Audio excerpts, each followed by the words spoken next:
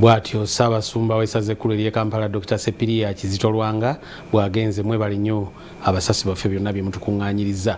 Kaakati twagala tuveeyo oludda olwo ate tugende ku nsonga ekwatagana n'ekirwadde COVID-19. Eddagala AstraZeneca eryaleetebwa okugema ekirwadde kino, bannayuganda beegatte ku balala mu kugemesebwa ekirwadde kino n'okukifutiza awamu n'okukifunza kireme kwongera kutta bannayuganda, lyatandika okukozesebwa gye buvuddeko. Abantu abamu baasooka okulyesulubbabba naye wowulirira ebigambo bino ng'abantu abawerako bagenze beeyongera naddala okujjumbira okugemesebwa. Bannayuganda 1,425 be baakagemwa ekirwadde kya COVID-19 okuva lwe kyatongozebwa ng'ennaku z'omwezi 10 omwezi oguwedde okwetooloola eggwanga lyonna. Minisita w'ebyobulamu Dr. Ruth Aceng n'abakungu abalala mu minisitule bategeezezza nti okuva omukulembeze w'eggwanga Yoweri Kaguta Museveni n'omukyala Janet Kataha Museveni bwe baagemwa ng'ennaku z'omwezi 27 omwezi oguwedde, omuwendo gw'abagemwa n'eddagala lya AstraZeneca gweyongera.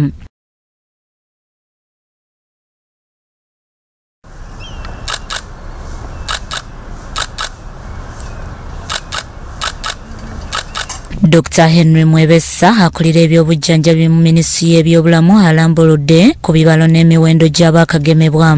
100 are from up country from the districts, 100,000, because we distributed only 25,000 within campus.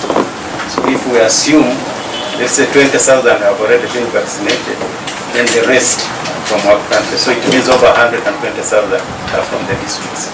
Minister Dr. Ruth Aceng ategeezezza nti bayongedde okukkakkanya ku myaka gy'abakadde abalina okugemebwa okuva ku 7 egyasooka okulangirirwa nga kati aba5 n'emitendera emirala egiri mu bwerinde bw'ekirwadde bagemebwa. The next priority group have been the population 50 years and above, but we started with 70 to give time for them to get vaccinated, and now we are lowering it to 50 and above. Those are still priority groups.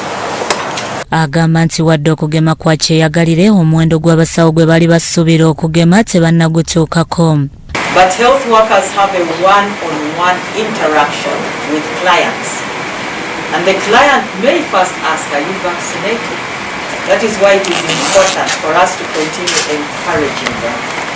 Clients will be more confident if a health worker says, yes, I was vaccinated on the 10th of... Dr. Jonas Walda Mariam, omubaka w'ekitongole ky'ebyobulamu mu nsi yonna kuno, agamba nti doozi endala ez'okugema zisuubirwa wakati wa May ne June. Agreed to provide over 3 million doses of AstraZeneca vaccines in the first half of the year.